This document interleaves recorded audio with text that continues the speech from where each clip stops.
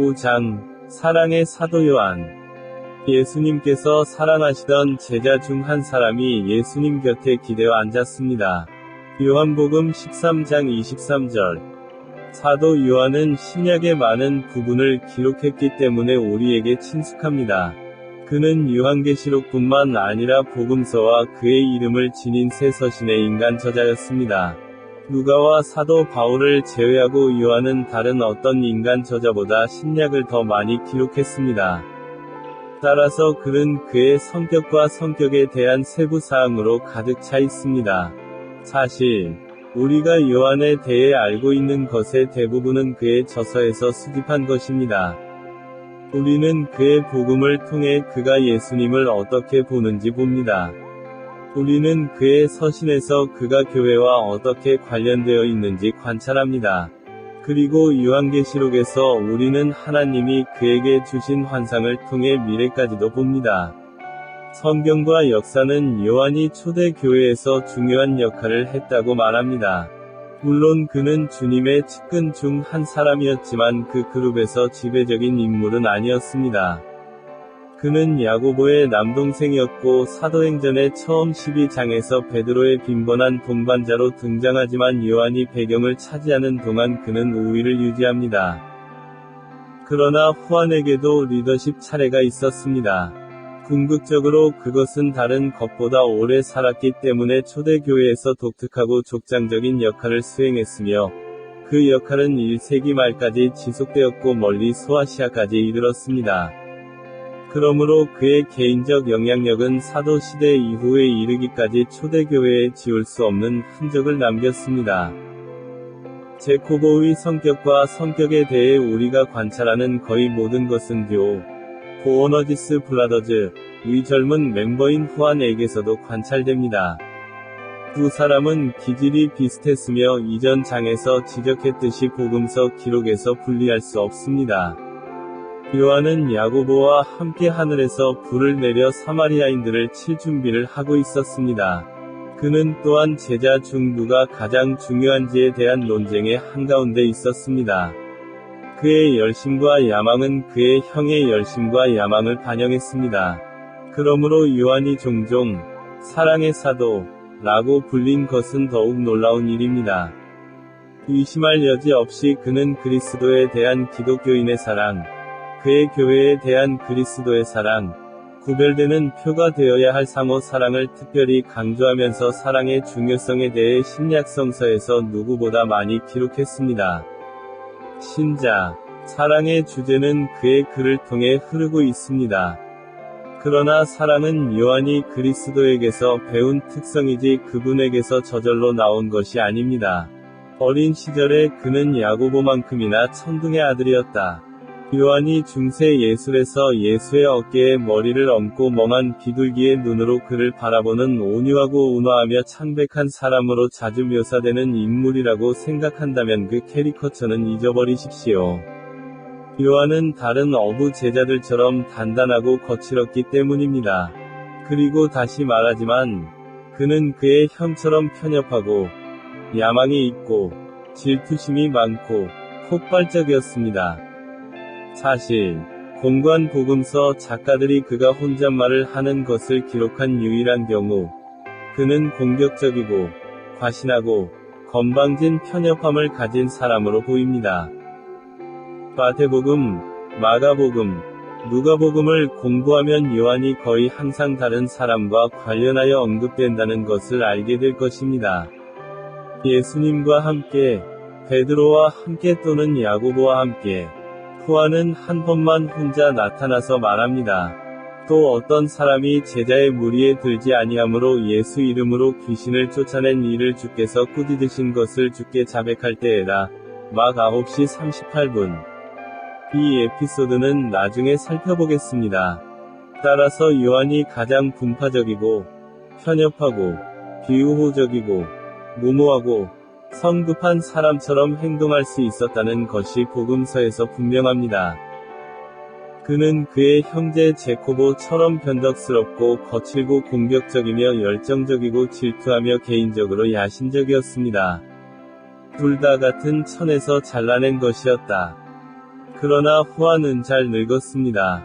성령님의 지배 아래서 그의 모든 장애는 장점으로 바뀌었습니다. 젊은 제자와 나이든 족장을 비교해 보면 그들이 성숙함에 따라 그들의 매우 약한 영역이 그들의 강점이 되었음을 볼 수 있습니다. 그는 우리가 그리스도 안에서 자랄 때 우리에게 일어날 수 있는 일에 대한 강력한 본보기이며, 우리의 약함 속에서 주님의 능력이 온전해지게 합니다. 오늘날 사도 요한을 생각할 때 우리는 종종 부드러운 마음을 가진 연로한 사도를 떠올립니다. 1세기 말의 교회의 장로이자 중요한 지도자로서 그는 그리스도에 대한 헌신과 모든 곳의 성도들에 대한 큰 사랑으로 인해 보편적인 사랑과 존경을 받았습니다. 그것이 바로 사랑의 사도라는 별명을 얻은 이유다. 하지만 앞으로 살펴보겠지만 사랑이 진리에 대한 요한의 열정을 압도하지는 못했습니다. 오히려 그에게 필요한 균형을 제공했습니다. 그의 삶이 끝날 때까지 그는 하나님의 진리에 대한 깊고 영구적인 사랑을 유지했고 그것을 끝까지 선포하는 데 인내했습니다. 진리에 대한 요한의 열심은 그의 글에 영향을 미쳤습니다. 모든 신약성경 저자 중에서 그는 자신의 생각에 있어서 가장 명확한 사람입니다. 절대적으로 생각하고 쓰십시오. 특허 사실을 다룹니다. 그를 위해 모든 것이 결정됩니다. 그의 가르침에는 회색 영역이 많지 않습니다. 왜냐하면 그는 사물을 절대적이고 대립적인 언어로 표현하는 경향이 있기 때문입니다. 예를 들어 그의 복음에서 그는 빛으로 어두움을, 생명으로 사망을, 하나님의 나라로 악의 나라를, 하나님의 자녀로 사탄의 자녀를, 의인의 심판으로 악인의 심판에 대하여, 생명의 부활은 정죄의 부활에 대하여, 그리스도를 영접함에 대하여는 거절에 대하여, 열매는 잉태하지 못함에 대하여, 순종은 불순종에 대하여, 사랑은 미움에 대하여. 그는 절대와 반대의 진실을 폭로하는 것을 좋아합니다. 그는 명확한 선을 그어야 할 필요성을 이해합니다. 그의 서신에서도 같은 접근 방식을 볼 수 있습니다. 그것은 우리가 빛 가운데 행하거나 어둠 속에 거한다고 말합니다. 우리가 하나님에게서 태어났다면 죄를 짓지 않습니다. 사실 우리는 죄를 지을 수 없습니다. 요한복음 3장 9절. 우리는 하나님께 속한 자, 이거나 세상에 속한 자, 입니다. 요한복음 4장 4절과 5절이 첫째 편지. 우리가 사랑하면 우리는 하느님에게서 태어났습니다. 우리가 사랑하지 아니하면 하나님께로부터 난 것이 아니니 7에서 8절. 요한은 이렇게 썼습니다. 그분 안에 거하는 사람은 누구나 죄를 짓지 않습니다. 범죄하는 자마다 그를 보지도 못하였고 알지도 못하였느니라. 요한복음 3장 6절. 수정하지 않고 강경한 선을 완화하지 않고 이 모든 것을 말합니다. 그의 두 번째 서신에서 그는 거짓된 모든 것으로부터 완전하고 전적인 분리를 제안합니다. 누구든지 그릇 행하여 그리스도의 교훈에 거하지 아니하는 자는 하나님을 모시지 아니하고 그리스도의 교리를 견지하는 사람에게는 아버지와 아들이 참으로 있습니다. 어떤 사람이 여러분에게 와서 이 교리를 가져오지 않으면 그를 집에 받아들이지 말고 환영합니다. 말하는 사람 때문에 환영합니다. 그들의 악한 일에 가담하라. 9에서 11절. 그의 세 번째 서신은 11절이 말씀으로 끝납니다. 악을 행하는 자는 하나님을 보지 못하였느니라. 후안은 흑백으로 글을 씁니다. 물론 그런 것들을 기록하면서 그는 신자들이 죄를 짓는다는 것을 아주 잘 알고 이해하지만, 요일 2대1, 1장 8절과 10절 비교, 요점을 자세히 설명하거나 발전시키지는 않습니다. 그의 주요 관심사는 개인 생활 전체의 패턴입니다. 그는 죄가 아니라 의가 참된 신자의 삶을 지배하는 원칙이라는 사실을 강조하고자 합니다. 요한을 부주의하게 또는 피상적으로 읽는 사람들은 그가 말하는 것에 예외가 없다고 생각하게 될 수 있습니다. 바울은 예외의 사도입니다. 그는 모든 신자들이 그들의 삶에서 죄와 싸우는 투쟁을 설명하는 데 시간을 들였습니다. 로마서 7장. 바울은 또한 하나님께로부터 난 자들은 습관적인 죄를 생활 방식으로 계속하지 않는다고 단언하지만, 로마서 6장 6절과 7절, 그럼에도 불구하고 그는 우리가 우리 지체들에게 남아있는 죄와 계속해서 싸워야 한다는 것을 인정합니다. 우리 육체의 경향을 거스르며 옛 사람을 벗어버리고 새 사람 가운데서 사는 것 등등. 요한복음을 읽으면서 어떤 사람은 공의가 기독교인에게 너무나 쉽고 자연스럽게 오므로 각각의 실패가 우리의 안전을 완전히 파괴하기에 충분할 수 있다고 생각할 수 있습니다. 그렇기 때문에 요한복음을 많이 읽을 때 가끔은 휴식을 찾기 위해 바울의 서신으로 돌아가야 합니다. 물론 바울과 요한의 서신은 모두 영감받은 글이며두 서신 모두 필요합니다. 바울이 다루는 예외는 요한이 그렇게 결정적으로 제시한 진리를 무효화하지 않습니다. 그리고 존의 가차 없이 분명한 진술은 폴의 신중한 상태를 손상시키지 않습니다. 둘 다 하나님의 계시된 진리에 필요한 측면입니다. 그러나 후한이 쓴 방식은 그의 성격을 반영합니다. 그의 열정은 진실이었고, 그것을 모호하게 만들지 않으려고 노력했다. 그는 흑백으로, 절대적으로, 불확실한 용어로 말했고 회색 영역을 칠하는 잉크를 낭비하지 않았습니다. 그는 모든 예외를 언급하지 않고 규칙을 정했습니다. 예수님 자신도 종종 절대적으로 말씀하셨는데, 이는 요한이 자신의 가르치는 방식을 주님으로부터 배웠음을 암시합니다. 후한은 항상 따뜻하고 개인적이고 목가적인 어조로 글을 썼지만 그가 쓴 글이 항상 독자들을 편안하게 하지는 못했습니다. 그러나 그것은 항상 그의 깊은 신념과 진리에 대한 절대적인 헌신을 반영합니다. 존과 같은 성격을 가진 남자의 위험한 경향 중 하나는 그가 이를 극단적으로 가져가는 타고난 성향을 가지고 있을지도 모른다는 것입니다. 의심할 여지 없이 어린 시절에 그는 약간의 극단주의자였던 것 같습니다. 그는 영적 균형 감각이 부족한 것 같았습니다. 그의 열심, 종파죄, 편협함, 이기적 야심은 모두 불균형의 죄였습니다. 그것들은 모두 극단으로 치달은 잠재적 미덕이었습니다. 그렇기 때문에 때때로 그의 성격의 장점은 아이러니하게도 그의 가장 두드러진 실패를 초래했습니다.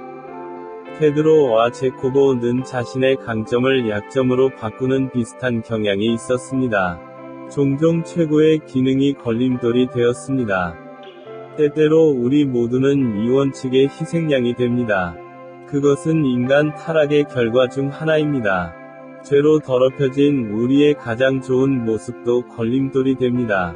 진리에 대한 높은 존경심을 갖는 것은 아름답지만, 진리에 대한 열심은 사람들에 대한 사랑으로 균형을 이루어야 합니다.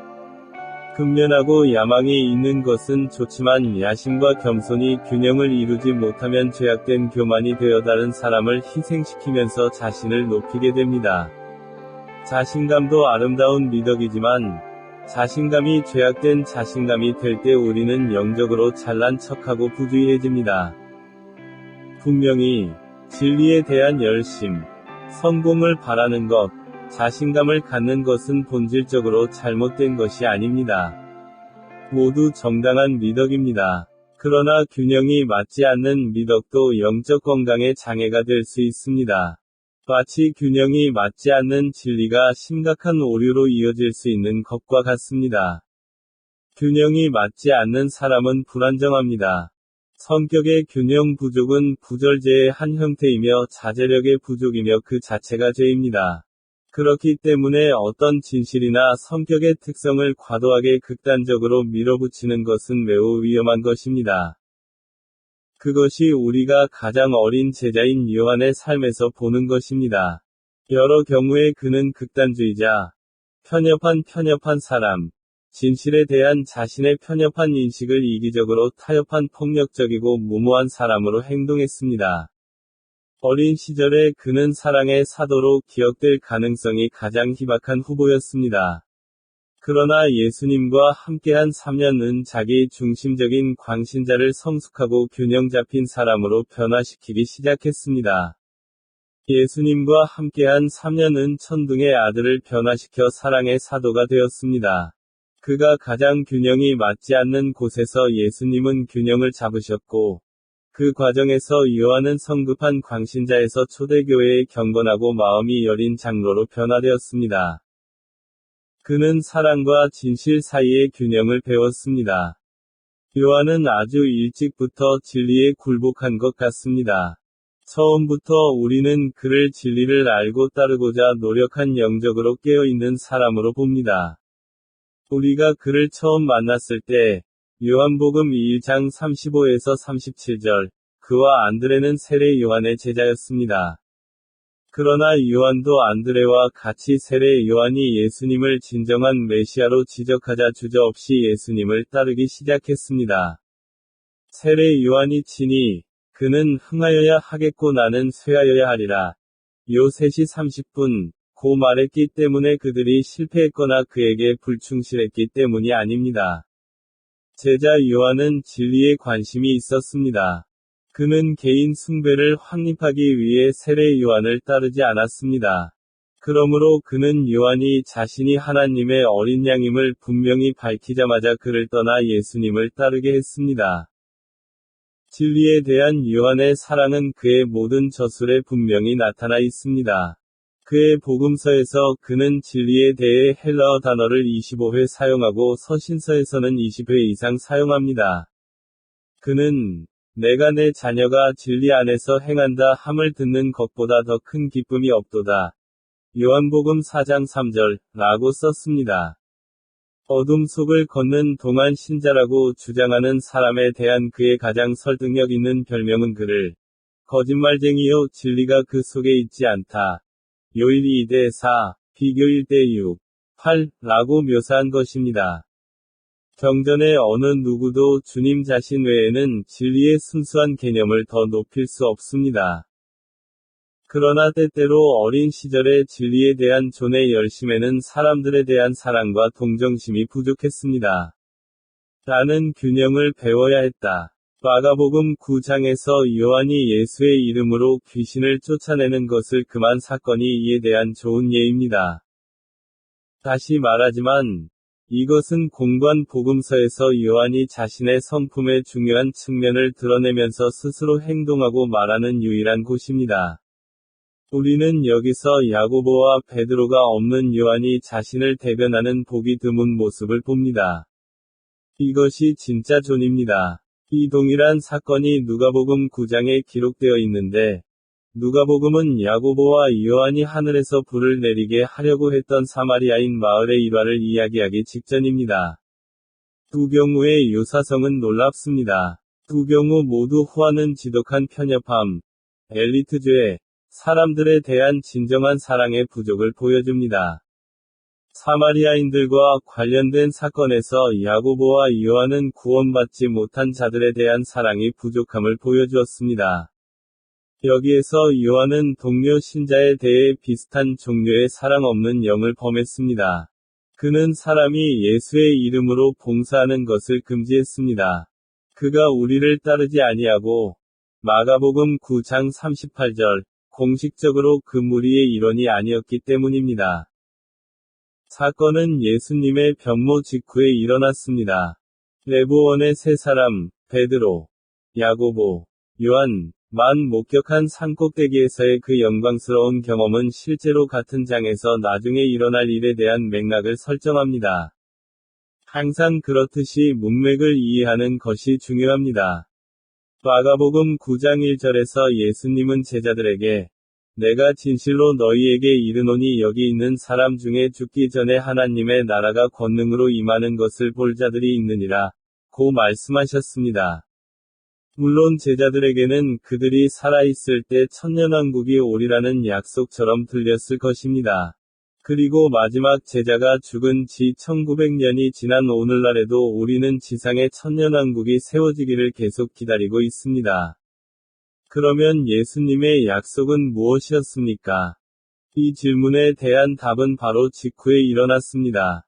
예수께서는 그들에게 다가올 매력을 미리 맛보게 하겠다고 약속하셨습니다. 그들 중 세 사람은 하느님의 영광을 눈부시게 미리 보는 특권을 갖게 될 것입니다. 그들은 장차 올 왕국의 영광과 권세를 엿볼 것입니다. 그것은 예수께서 그들 중 일부가 권세를 가지고 왕국을 볼 것이라고 약속하신 지 일주일도 안 된 때였습니다. 엿새 후에 예수께서 베드로와 야고보와 요한을 데리시고 따로 높은 산에 올라가셨더니 그들 앞에서 변형되셨느니라. 2절.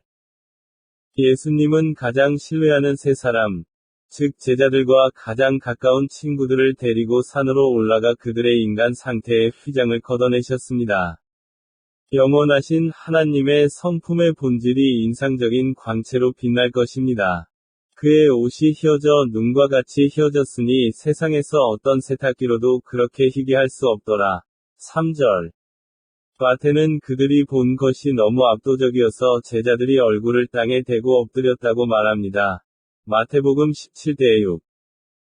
모세가 하나님의 영광을 온전히 보지 않으려고 바위 틈으로 피신하여 하나님의 뒷모습을 본 이후로 출 33대20-23 이 땅에 그와 같은 일을 조금이라도 경험한 사람은 없었습니다. 의심할 여지 없이 그것은 제자들이 상상하지 못했던 초월적 경험이었습니다.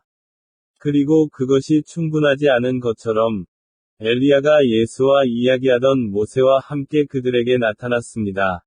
마가복음 9대4. 6절에 따르면 제자들은 너무 무서워서 자기들이 무슨 말을 하는지 알지 못했습니다. 베드로는 그의 전형적인 폭발로 어쨌거나 이렇게 말했습니다. 스승님, 우리가 여기 있는 것이 좋습니다. 우리가 초막셋을 짓되 하나는 주를 위하여, 하나는 모세를 위하여, 하나는 엘리야를 위하여 하사이다. 5절. 확실히 베드로는 엘리야와 모세의 이러한 출현이 왕국의 취임을 의미한다고 생각했고 그것을 영구적으로 만들고자 열망했습니다. 그는 또한 그들 중 세 사람이 동등한 삼두정을 구성했다고 잘못 생각한 것으로 보이며, 그리스도가 모세와 엘리야가 그를 그들보다 우월하게 만든 분이라는 것을 깨닫지 못한 것 같습니다. 그러므로 바로 그 순간에, 아직 말씀하고 계실 때, 마태복음 17장 5절, 구름이 와서 그들을 덮더니 구름 속에서 소리가 나서 말씀하시되 이는 내 사랑하는 아들이라 그의 말을 들으라. 막 9대7. 예수님께서 세례를 받으실 때 하늘에서 내려오신 말씀과 거의 같은 말씀이었습니다. 마가복음 1장 11절. 이것은 베드로, 제코보 및 후안에게 멋진 경험이었습니다. 그들에게는 구속사 역사에서 유례가 없는 독특한 특권이 주어진 것입니다. 그러나 마가복음 9장 9절은 말합니다. 그것이 그들에게 얼마나 어려웠을지 상상이 가십니까? 그들은 누구나 볼 수 있는 가장 놀라운 것을 목격했지만 누구와도 공유할 수 없었습니다. 의심할 여지 없이 그것은 만만치 않은 제안이었다. 결국 제자들, 특히 이 세 사람은 자기들 중에 누가 크냐를 놓고 끊임없이 다투었습니다. 문제는 그들의 생각에서 결코 멀리 떨어진 적이 없는 것 같으며 그들은 마가의 이야기에서 단지 몇 구절 뒤에 이에 대한 증거를 제시하려고 합니다.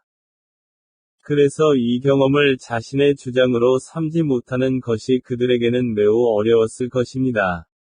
아마도 산에서 내려오면서 그들은 다른 제자들에게 이렇게 말하고 싶었을 것입니다.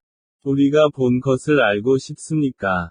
우리는 산 위에 있었는데 언제 누가 우리에게 나타났는지 상상할 수 있습니까?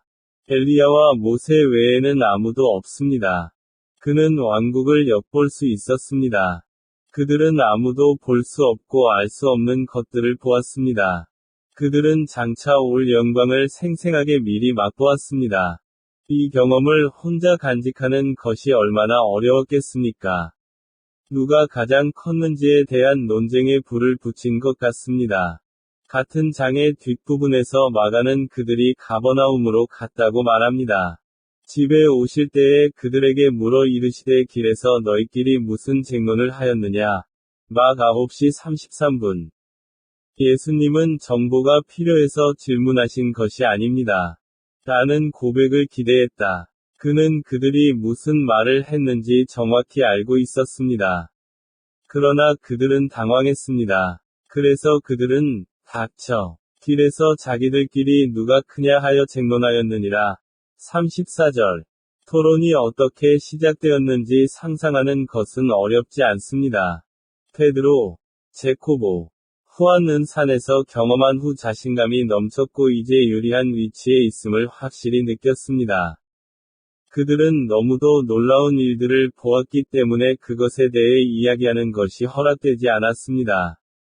그리고 아마도 각자는 자신이 세 사람 중 가장 큰 사람임을 확인시켜줄 어떤 징조를 볼 것으로 기대했을 것입니다.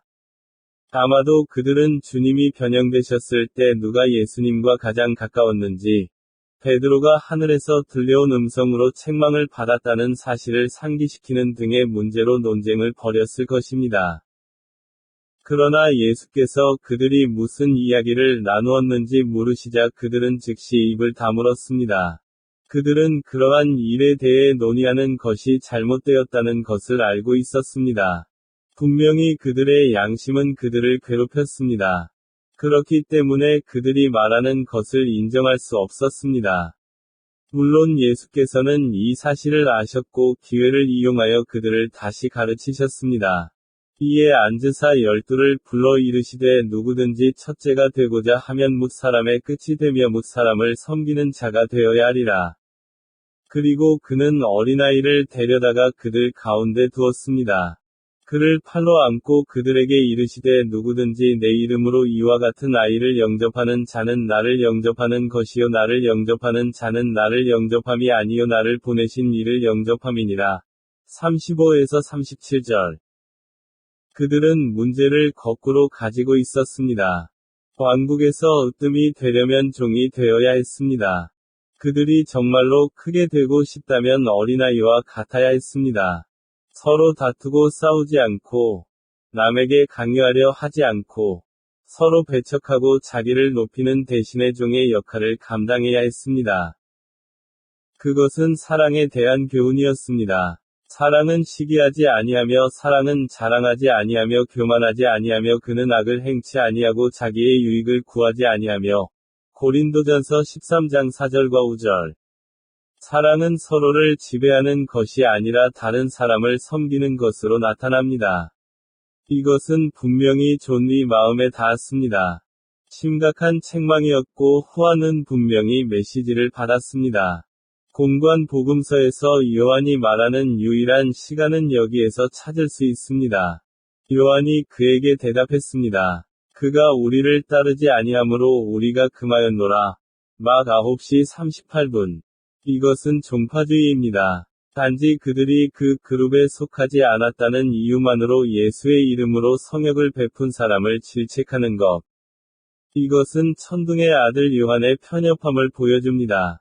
이것은 다름 아닌 편협함, 야망, 특권을 홀로 갖고 다른 누구와도 공유하지 않으려는 욕망이었으며, 이 모든 것이 존의 젊은 시절을 특징짓는 경우가 많았습니다. 여기서 우리는 요한이 수동적인 사람이 아님을 분명히 알 수 있습니다.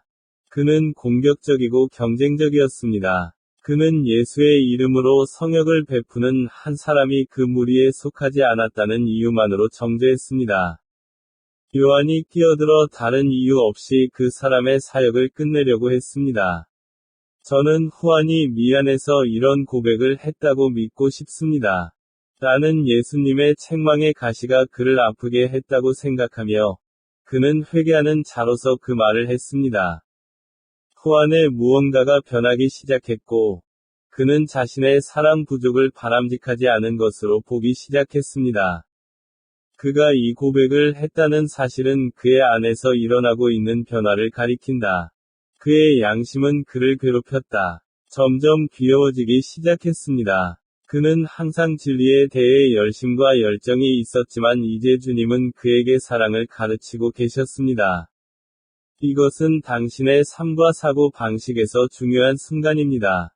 나는 사랑과 진실 사이에 필요한 균형을 이해하기 시작했습니다. 왕국은 용기, 야망, 에너지, 열정, 굳건함, 진리에 대한 열심을 가진 사람들을 필요로 합니다. 그런데 요한은 이 모든 것을 가지고 있었습니다. 그러나 그녀의 잠재력을 최대한 발휘하려면 이러한 것들과 사랑의 균형을 맞춰야 했습니다. 이 에피소드는 그가 마침내 사랑의 사도가 되기까지 그를 움직이기 시작한 결정적인 검열이었다고 생각합니다. 후안은 항상 진실에 헌신했고 물론 그것이 잘못된 것은 아니지만 그것만으로는 충분하지 않습니다. 진리에 대한 열심과 사람에 대한 사랑이 균형을 이루어야 합니다. 사랑이 없는 진리에는 선함이 없습니다. 잔인함입니다. 반면에 진리가 없는 사랑은 성격이 없습니다. 위선일 뿐입니다. 많은 사람들이 존과 마찬가지로 균형이 맞지 않습니다. 단지 다른 방향일 뿐입니다. 그들은 사랑이 돌아가는 받침점을 많이 강조합니다. 일부는 단순히 무지합니다. 다른 사람들은 속고 있습니다. 심지어 다른 사람들도 진실이 무엇인지에 관심이 없습니다. 각각의 경우에 진실은 사라지고 모든 사람은 오류에 빠지게 되며 경솔하고 관용적인 감상에 빠지게 됩니다. 그들은 사랑과 관용에 대해 많이 이야기하지만 진리에 대한 관심은 전혀 없습니다. 그러므로 그들이 말하는 사랑, 도 얼룩지고 오염된 사랑입니다. 진정한 사랑은 불의를 기뻐하지 않고 진리와 함께 기뻐합니다. 고린도전서 13장 6절. 반면에 바른 신학을 가지고 교리를 알지만 사랑이 부족하고 자랑하는 자가 많습니다. 그들에게 진실은 차갑고 엄격하며 매력적이지 않은 사실로 구성됩니다. 그들의 사랑의 결핍은 그들이 공경한다고 공언하는 진리의 능력을 마비시킵니다. 참으로 경건한 사람은 두 덕목을 같은 비율로 개발해야 합니다. 당신의 성화에 무언가를 원한다면 이것을 원하십시오. 영적인 영역에서 무언가를 찾고 있다면 진리와 사랑의 완벽한 균형을 찾으십시오. 진실을 알고 사랑으로 지지하십시오. 에베소서 4장에서 사도 바울은 진리와 사랑 사이의 균형을 영적 성숙의 정점이라고 설명합니다. 그는 그리스도의 장성한 분량 13절에 대해 기록합니다. 그는 온전한 성숙, 완전한 그리스도를 닮는 것에 대해 말하고 있습니다. 이것이 그가 우리가 가야 할 목표를 예시하는 방법입니다. 이것이 그리스도의 형상을 나누는 것의 의미입니다. 그분은 진리의 완전한 표현이시며 사랑의 완전한 표현이십니다. 그는 우리의 모델입니다. 진리와 사랑을 모두 나타내는 것은 그리스도의 장성한 분량에 이르러 성숙한 신자에게만 가능합니다. 이것이 진정한 영적 성숙이 정의되는 방식입니다. 진정으로 그리스도와 같은 사람은 진리를 알고 사랑으로 말합니다. 그리스도께서 계시하신 대로 진리를 알고 그리스도께서 사랑하신 것처럼 사랑하십시오. 장성한 사도인 요한은 교훈을 잘 배웠습니다. 그의 짧은 두 번째 서신은 그가 진리와 사랑이라는 쌍둥이 미덕의 균형을 얼마나 잘 잡았는지에 대한 생생한 증거를 제공합니다. 그 서신 전체에서 요한은 사랑과 진리의 개념을 반복해서 연결합니다. 그는 내가 진실로 사랑하는 택하신 여인과 그의 자녀들에게 1절라고 썼습니다. 그는 내 자녀 중 진리 안에서 행하는 자를 내가 보니 심히 기뻐하노라. 4절라고 말하고 서신의 전반부를 그들에게 사랑 안에서 행하라고 격려합니다. 물론 새 계명이 아니라 우리가 처음부터 들은 계명인 서로 사랑하라. 5절는 계명을 재확인하는 새 계명을 그들에게 상기시켜줍니다. 따라서 이 짧은 서신의 전반부는 온통 사랑에 관한 것입니다. 이 여인과 그녀의 자녀들이 진리 안에서 행할 뿐만 아니라 하나님의 율법의 요체는 사랑임을 기억하도록 격려하십시오. 그러므로 사랑보다 더 큰 진리는 없습니다. 이 둘은 떼래야 뗄 수 없는 관계입니다. 결국 크고 첫째 되는 계명은 이것이다. 내 마음을 다하고 목숨을 다하고 뜻을 다하여 주 너의 하나님을 사랑하라. 마태복음 22시 37분. 두 번째도 비슷합니다. 내 이웃을 내 몸과 같이 사랑하라. 39절. 즉, 궁극적으로 사랑은 진정한 진리입니다. 그러나 요한은 서신 후반부에서 이 여인에게 진리를 훼손하는 거짓 선생들을 받아들이고 축복함으로써 그녀의 사랑을 타협하지 말라고 촉구함으로써 사랑에 대한 강조의 균형을 맞춥니다. 진정한 사랑은 진리를 무시하고 모든 것을 용인하는 달콤한 감정이 아닙니다. 속이는 자가 많이 세상에 나왔나니 이는 예수 그리스도께서 육체로 오신 것을 부인하는 자라. 이렇게 하는 자가 거짓말쟁이요 적그리스도입니다. 수고의 열매를 잃지 않고 온전히 상을 받을 수 있도록 자신을 조심하십시오.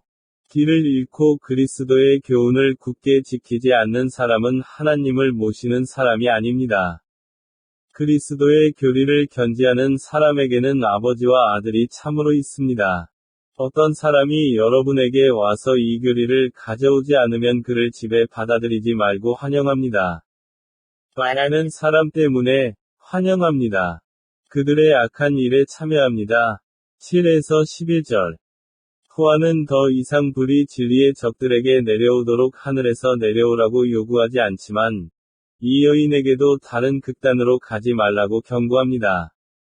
진리를 속이고 대적하여 생계를 꾸려가는 자들에게 너희는 집을 열지 말고 말로 축복하지도 말라.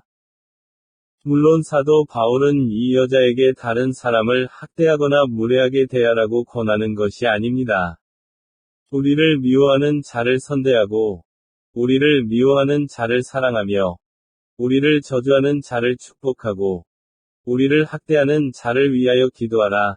룩 6시 27분, 28. 그러나 원수에 대한 우리의 축복은 복음을 더럽히는 거짓 선생들을 격려하거나 돕기 위해 오지 않습니다. 사랑과 진리는 완벽한 균형을 유지해야 합니다. 사랑이라는 이름으로 진리를 버려서는 안 됩니다. 또한 진리의 이름으로 사랑을 포기해서는 안 됩니다. 이것이 바로 요한이 예수님에게서 배운 것이고 그에게 절실히 필요한 균형을 준 것입니다. 그는 야심과 겸손 사이의 균형을 배웠습니다. 젊었을 때 후아는 자신을 위한 야심찬 계획을 세웠습니다. 영향력을 갖기를 열망하거나 성공을 바라는 것이 본질적으로 잘못된 것은 아닙니다. 그러나 요한처럼 이기적인 동기를 갖는 것은 나쁜 일입니다. 그리고 겸손하지 않으면서 야망만 품는 것은 특히 잘못된 것입니다. 여기에 공격해야 할 또 다른 중요한 균형, 그렇지 않으면 악이 되는 미덕이 있습니다. 겸손하지 않은 야망은 이기심이거나 심지어 과대망상입니다.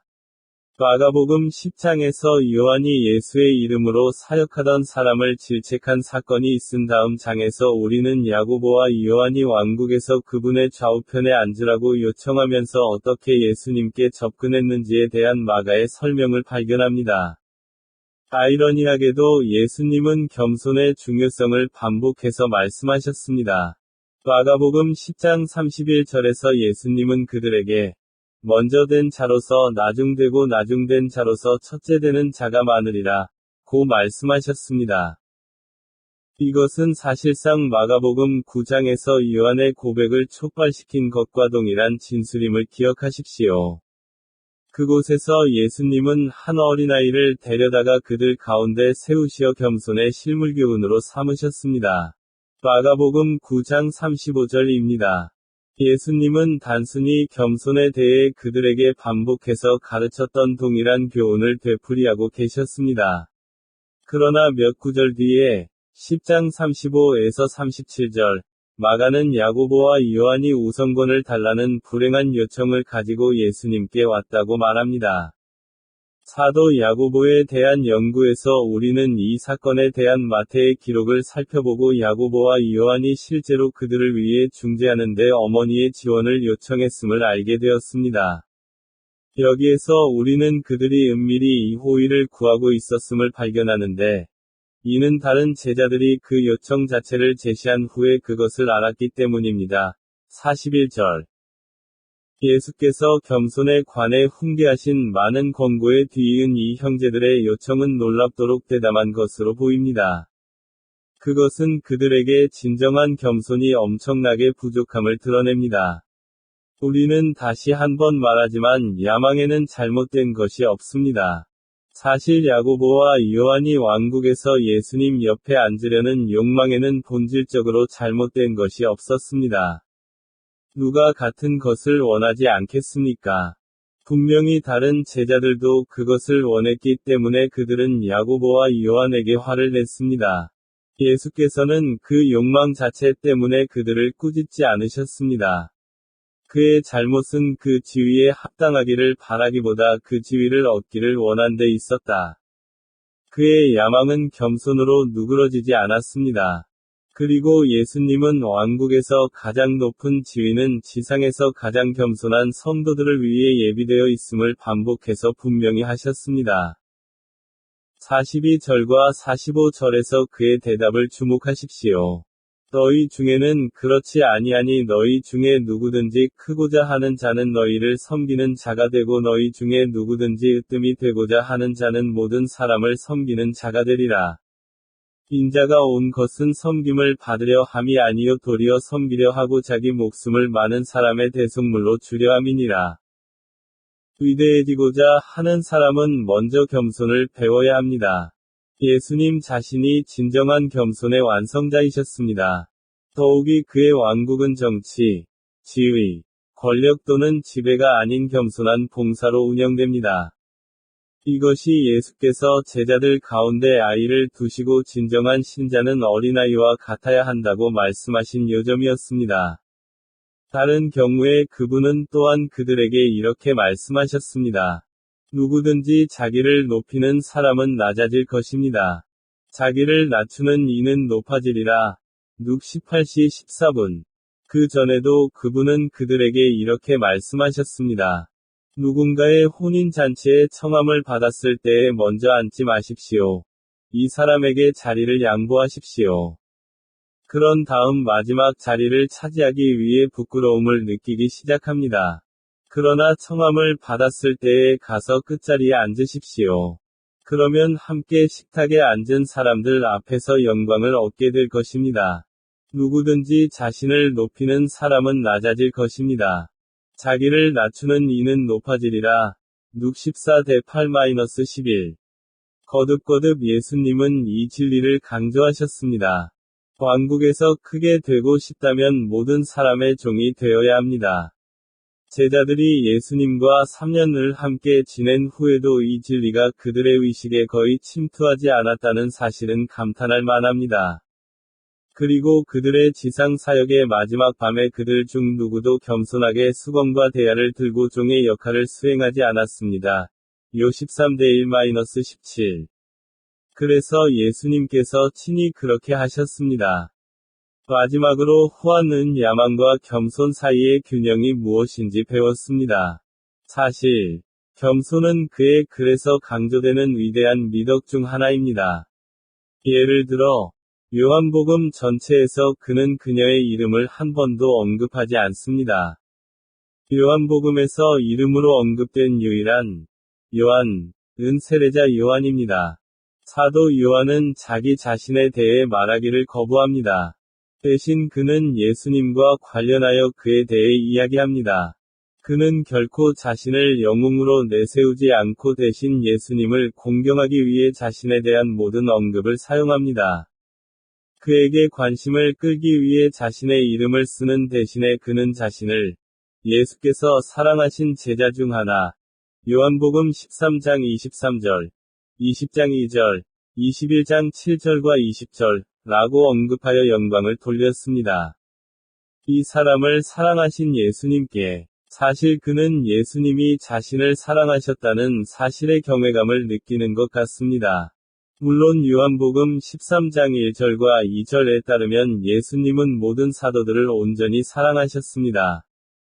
그러나 후안은 이 현실을 특이한 방식으로 포착했고, 그것의 겸손함을 느꼈던 것 같다.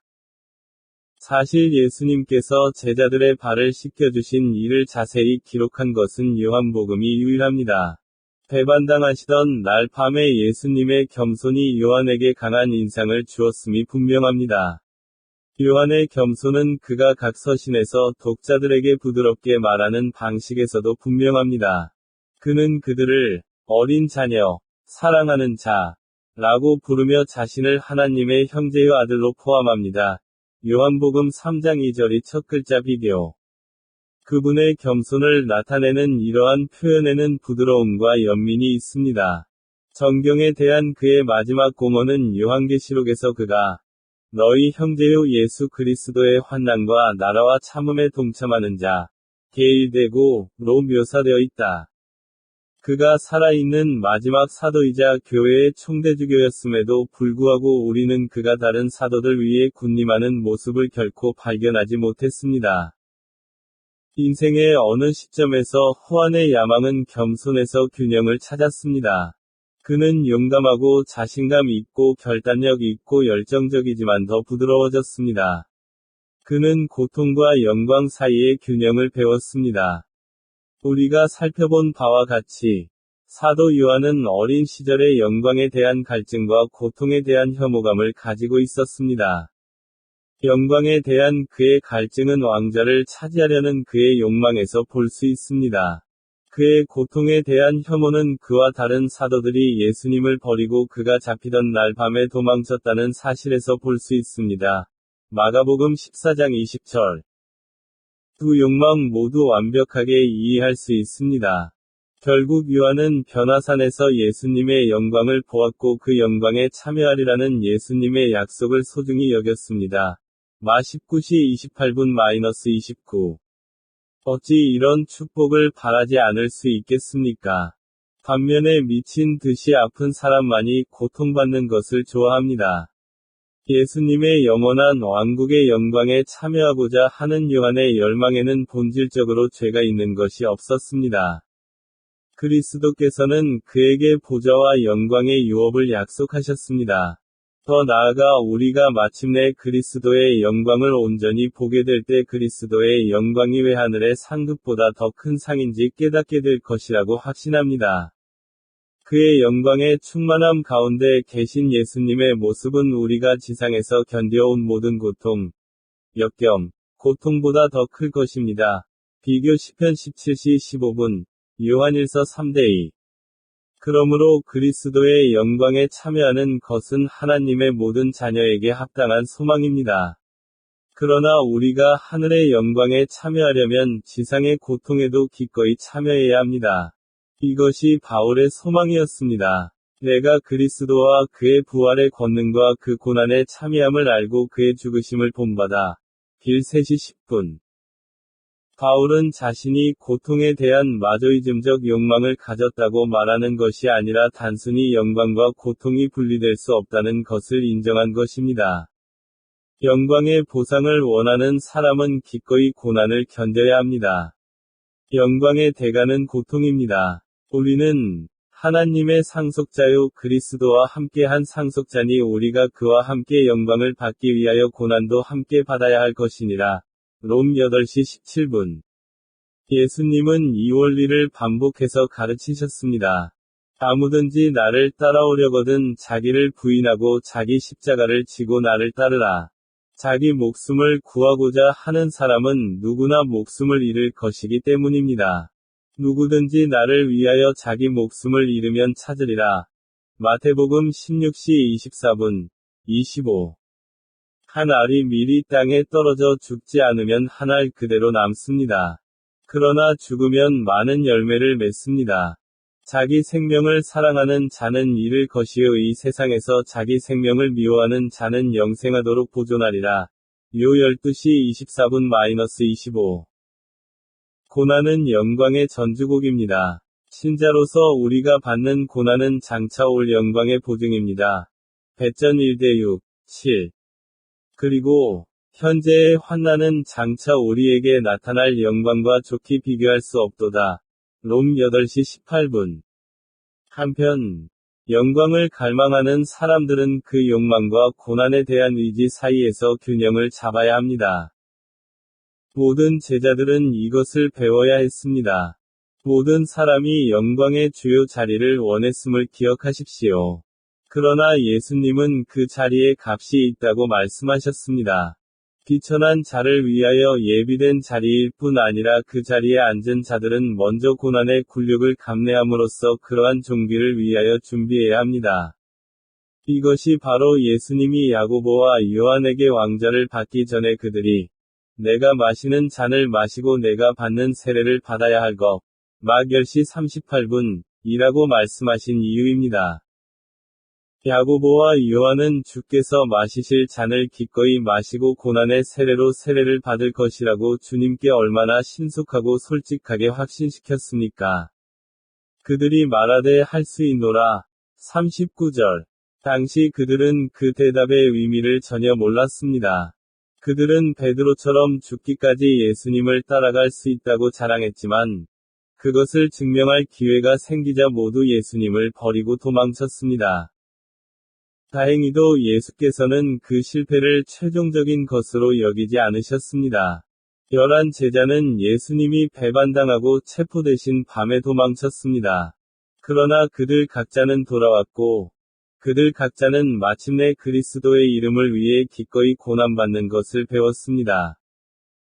사실, 요한을 제외한 모든 사람들은 믿음 때문에 고난을 받고 결국 죽었습니다. 한 사람 한 사람 인생의 한창 때 순교를 당했습니다. 요한은 장수할 때까지 살았던 유일한 제자였습니다. 그러나 그는 또한 다른 사람들이 겪지 않은 방식으로 고난을 겪었습니다. 다른 제자들이 이미 영광 중에 있은 후에도 오랫동안 그는 지상의 고통과 박해를 계속 견뎠습니다. 요한은 아마도 예수께서 체포되시던 밤에 자신이 마셔야 했던 잔의 쓴맛을 이해하기 시작했을 것입니다. 우리는 예수님의 재판에 대한 그의 기사에서 그와 베드로가 대제사장의 집으로 예수님을 따라갔다는 것을 압니다. 요 18시 15분. 그곳에서 요한은 예수님께서 결박당하시고 매를 맞으시는 것을 보았습니다. 우리가 아는 한 요한은 예수님의 십자가 처형을 목격한 유일한 제자였습니다. 그는 예수께서 그를 보시려고 십자가 곁에 서 있었습니다. 요 19시 26분. 그는 아마도 로마 군인들이 어떻게 그를 기둥에 못 박았는지 보았을 것입니다. 그는 한 군인이 마침내 창으로 그의 주님의 옆구리를 찔렀을 때 거기에 계셨습니다. 그리고 아마도 그가 지켜보면서 그는 자신이 이 세례로 기꺼이 세례를 베풀었다는 것을 기억했을 것입니다. 그렇다면 요한은 자신이 가볍게 마시자고 제안한 잔이 얼마나 무서운 것인지 깨달았을 것입니다. 요한의 형제 야고보가 기독교 교회의 첫 번째 순교자가 되었을 때 요한은 다른 사람들보다 개인적으로 상실감을 느꼈고, 제자들이 한 명씩 순교하면서 요한은 그 상실로 인한 괴로움과 고통을 겪었습니다. 그 사람들은 그의 친구이자 동반자였습니다. 곧 그는 혼자 남겨졌습니다. 어쨌든 그것은 가장 고통스러운 고통이었을 것입니다. 거의 모든 신뢰할 수 있는 초기 교회 역사 자료는 요한이 사도 바울이 에베소에 세운 교회의 목사가 되었다는 사실을 증명합니다. 그곳에서 로마 황제 도미티안, 예루살렘을 멸망시킨 티투스의 형제이자 후계자, 이 교회를 대대적으로 박해하는 동안 요한은 작은 스포라데스 제도 중 하나인 파트모스에 있는 감옥 공동체로 추방되었습니다. 현대 터키의 서부 해안에 있는 에게해의 남쪽 또는 도데카니즈. 그는 동굴에 살았고 그곳에서 요한계시록에 묘사된 묵시적 환상을 받고 기록했습니다. 게일 대구 비교. 라는 요한이 살았던 것으로 믿어지고 그가 묵시록을 썼다고 믿어지는 동굴에 가본 적이 있습니다. 노인에게는 특히 열악한 곳입니다. 그는 사랑하는 사람들과 헤어지고 잔인하게 대했으며 세월이 흐르면서 돌을 머리판으로 삼은 돌덩어리 위에서 잠을 청했습니다. 하지만 후아는 고통을 견디는 법을 배웠습니다. 그의 서신이나 요한계시록 어느 곳에서도 그의 고난에 대한 불평은 한마디도 찾아볼 수 없습니다. 그는 가장 극심한 고통과 궁핍 속에서 묵시록을 썼다고 알려져 있지만, 그의 어려움에 대해서는 거의 언급하지 않고 그를 너의 형제요 환난과 나라와 예수 그리스도의 인내 안에서 내 동역자라 고 언급한다. 요한계시록 1장 9절. 그가 환난을 언급한 같은 문장에서 그가 선한 영으로 고난을 견딜 수 있게 해준 인내에 대해 말하고 있음에 유의하십시오. 그는 침착하게 미래를, 약속된 왕국의 영광에 참여할 날을 내다보았습니다. 이것이 올바른 균형이며 건강한 관점입니다. 그는 하늘의 영광을 기대하면서 지상의 고통 너머를 보는 법을 배웠습니다.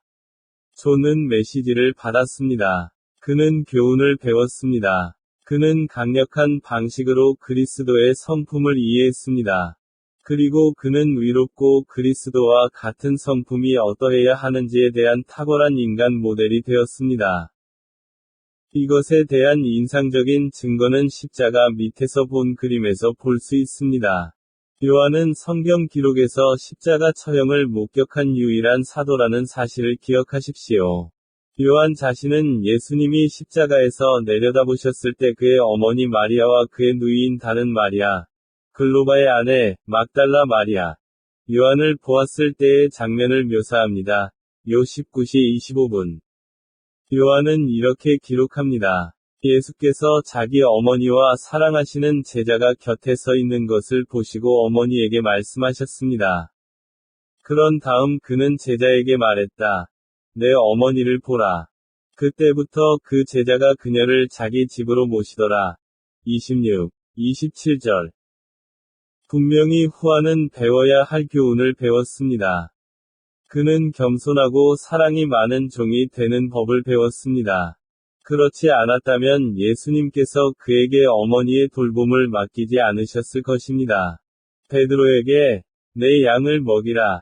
요 21시 17분 고 말씀하셨습니다. 그는 후안에게 어머니를 돌봐주세요. 라고 말했습니다. 초기 교회 역사의 몇몇 증인들은 요한이 결코 예루살렘을 떠나지 않았으며 마리아가 죽을 때까지 돌보는 일을 중단하지 않았다고 주장합니다. 후안은 내가 어렸을 때 나를 포함하여 내가 알고 있는 몇몇 신학교 졸업생들을 떠올리게 한다. 신학교를 떠날 때를 기억합니다. 그는 진리로 가득 차 있었지만 인내심이 부족했습니다. 그것은 교회에 들이닥쳐 그곳에 있는 모든 사람에게 진리를 폭로하고 즉각적인 반응을 기대하고 싶은 강한 유혹이었습니다. 라는 인내하는 법, 관대하고 자비로운 법, 은혜를 베푸는 법, 용서하는 법, 온화하고 동정적인 법, 요컨대 사랑의 모든 특성을 갖는 법을 배워야 했습니다. 대담하고 성급한 것은 아름답지만 사랑은 필요한 균형입니다. 후아는 그런 젊은이들에게 훌륭한 롤모델입니다. 사마리아인을 산채로 불태우려는 사람, 지위와 지위에 집착하는 사람, 자신의 이름을 위해 고난을 받기보다 자신을 버리고 도망친 사람을 예수님이 사랑하셨다는 사실이 이상하게 들릴 수도 있습니다. 그러나 예수님은 요한을 사랑하심으로써 그를 다른 사람, 즉 예수님이 보여주신 것과 같은 종류의 사랑을 보이는 사람으로 만드셨습니다. 앞서 우리는 요한이 그의 복음서와 서신서에서 약 45번 정도 진리라는 단어를 사용했다고 언급했습니다. 그러나 그는 또한 사랑이라는 단어를 80회 이상 사용했다는 점에 주목하는 것이 흥미롭습니다. 분명히 그는 그리스도께서 가르쳐 주신 균형을 배웠습니다. 그는 주님께서 그를 사랑하신 것처럼 다른 사람들을 사랑하는 법을 배웠습니다. 사랑은 그가 그토록 아끼는 진리의 다치자 중심이 되었습니다. 사실 요한의 신학은 사랑의 신학으로 가장 잘 묘사됩니다.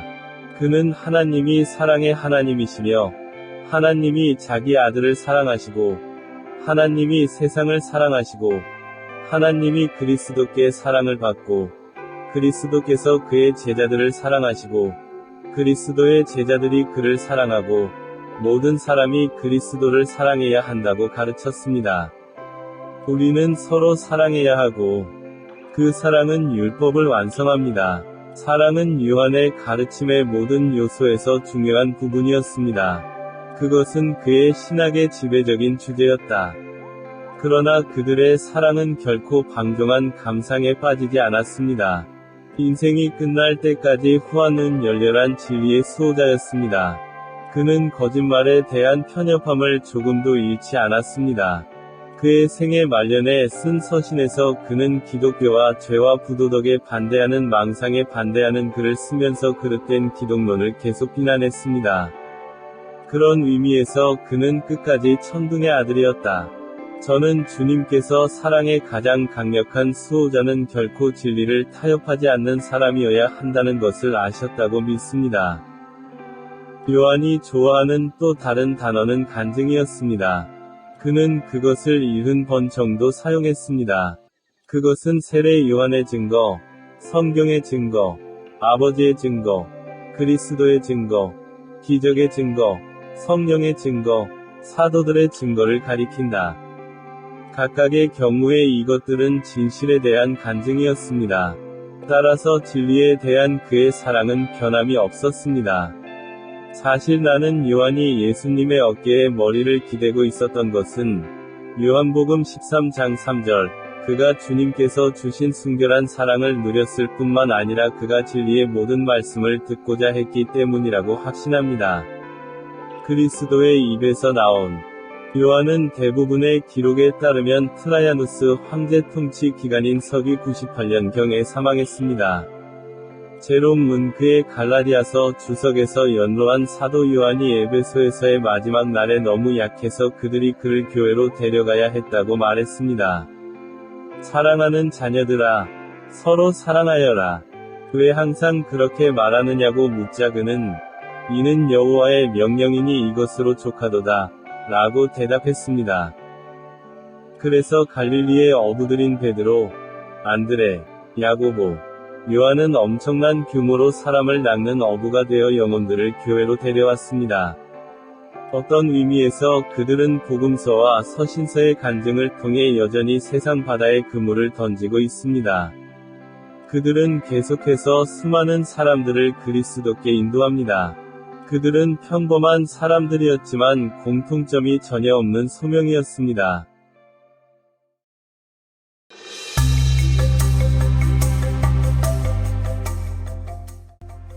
경청하는 친구에게 다국어 신자 팀을 대신하여 경의를 표하며 귀하를 위해 제작되고 설계된 이 채널을 즐기게 되어 기쁩니다. 여기에서 귀하의 언어로 최고의 기독교 제목을 각색한 내용을 들을 수 있습니다. 기독교 분야의 저명한 작가들이 쓴 책으로 하나님의 말씀에 영감을 받았습니다. 이 오디오북 프로그램을 즐겨주시고 존 메가더 목사가 쓴 12명이 평범한 남자 라는 제목의 이 새로운 시리즈에 참여하십시오. 이것과 다른 유명한 타이틀의 저자 존 메가더는 캘리포니아 로스앤젤레스에서 태어났습니다. 1939년 6월 19일 미국의 목사이자 작가로 국제적으로 기독교를 가르치는 라디오쇼인 그레이스 투유로 잘 알려져 있습니다. 그는 1969년 2월 9일부터 캘리포니아 선밸리에 있는 그레이스 커뮤니티 교회의 목사이자 교사였으며 현재 캘리포니아 뉴홀에 있는 마스터스 칼리지와 로스앤젤레스에 있는 교사 신학교의 총장이기도 합니다. 통념과는 달리 우리는 하나님의 일을 하기 위해 완벽할 필요가 없습니다. 존 메가더는 그리스도께서 제자로 선택하신 12사람을 조사하고 우리 자신의 불완전함을 다른 사람들에게 영향을 미치는 유용한 도구로 바꿀 수 있는 방법을 발견하도록 도와줍니다. 더 나아가지 않고 12제자의 연약함은 신약의 페이지를 통해 영원히 보존됩니다. 예수님은 어부, 세리, 광적인 정치가와 같은 평범한 사람들을 선택하시고 그들의 약점을 강점으로 바꾸셨고 전혀 쓸모없는 것에서 큰 것을 만들어내셨습니다.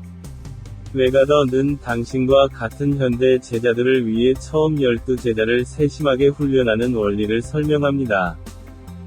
다음 주에 우리는 12명이 평범한 남자 라는 제목의 이 시리즈의 2장으로 우리를 따르도록 여러분을 초대합니다.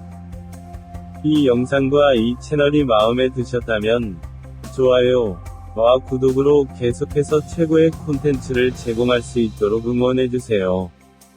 다음 주까지 하나님의 축복